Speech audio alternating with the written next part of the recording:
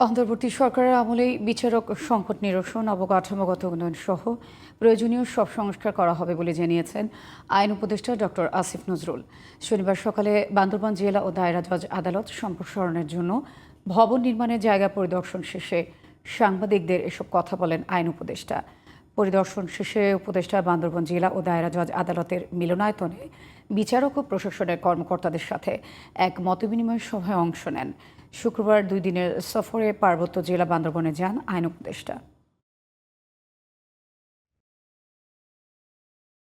কারণ ওখানে আপনার যে এখন বর্তমান যে কোর্ট আছে ওখানে জায়গা সংকুলান হয় না। মামলা যারা করেন বিচার প্রত্যাশী যারা আছেন তাদের অনেক অসুবিধা হয়। এই জায়গাটা 7 বছর যাবত পড়ে আছে। আপনারা জানেন একটা নতুন বিল্ডিং করলে বিভিন্ন দিক থেকে আপত্তি আছে। আইনজীবীদের মধ্যেও আপত্তি আছে যে ওনারা একটা কোর্ট থেকে আরেকটা কোর্টে যেতে সমস্যা আছে এগুলি বলে। বাট আমরা সামগ্রিকভাবে উপকার যদি বেশি হয় অপকারের চেয়ে, তাহলে এখানে আমরা খুব দ্রুত বিল্ডিং নির্মাণ শুরু করব।